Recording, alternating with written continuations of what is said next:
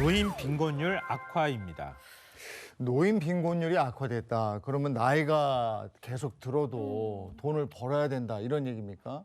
돈을 벌어야 된다고 할 수도 있고요. 또 지금 오히려 빈곤율 그 자체가 또 굉장히 위험한 상황이기도 하잖아요.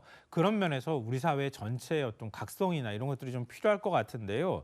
2023년 기준으로 65세 이상 노인 가운데 10명 중 4명은 빈곤층인 것으로 나타났습니다. 이 통계청에 따르면 2024년 가처분 소득 기준 65세 이상 노인의 상대적 빈곤율이 38.2%로 나타났습니다. 여기서 상대적 빈곤율이라고 하는 건요, 소득 수준이 중위소득의 50% 이하인 사람의 비율을 말하는데요. 그러니까 2023년 중위소득은 3,757만 원으로 중위소득의 절반인 빈곤선은 약 1,879만 원으로 보이거든요.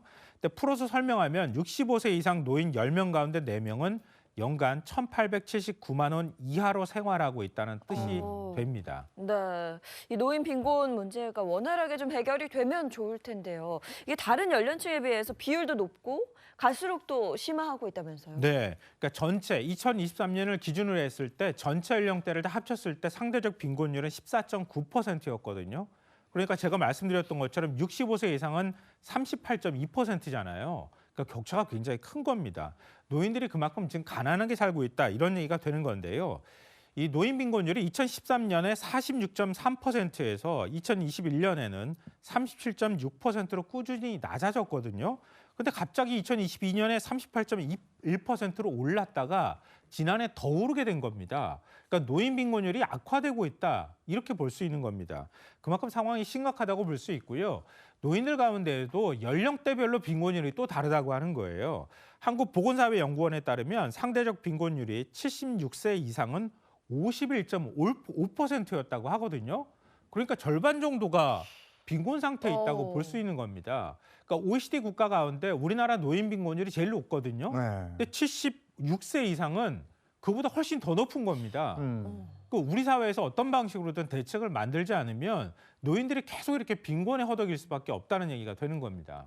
이 고령층으로 갈수록 빈곤율이 높아지는 이유는 뭡니까? 연금이나 노후 대책을 제대로 세울 수 없는 상황에 처해 있기 때문이라고 볼 수 있는데요. 76세 이상의 대다수는 국민연금에 가입하지 못한 상태잖아요. 그리고 또 노인들 가운데 국민연금에 가입했다 하더라도 가입 시기가 짧아서 월 한 40만 원 정도 받는 분들이 적지 않습니다. 그리고 기초연금을 받는다 하더라도 기초연금도 얼마 안 되잖아요. 노인 용돈이라고 얘기할 정도로 금액이 적기 때문에 노인들이 일하지 않으면 어쩔 수 없이 빈곤 상태의 노인은 자산이 없으면 빈곤 상태에 빠지는 이런 일들이 악순환이 반복되고 있는 겁니다. 그래서 노인들을 위해서 기초연금을 대폭 올리거나 아니면 국민연금을 조금 더 확대해서 우리 소득보장률을 좀 더 올려서 노인들이 빈곤에 빠지지 않도록 하는 방법을 강구하거나 아니면 노인 일자리들을 좀 양질의 일자리를 많이 공급하는 방안들을 추진하지 않을 경우에는 한국의 노인 빈곤율은 계속 이렇게 악화하는 상태에서 벗어나기 어렵다는 지적이 나옵니다. 이거는 정부 차원의 노력도 필요하고요. 국민들 간의 공감대 또 절실함도 필요하기 때문에 좀 더 많은 분들이 적극적으로 관심을 기울일 필요가 있을 것 같습니다. 네, 우리 사회 곳곳에 이렇게 해결해야 될 문제들이 산적돼 있습니다.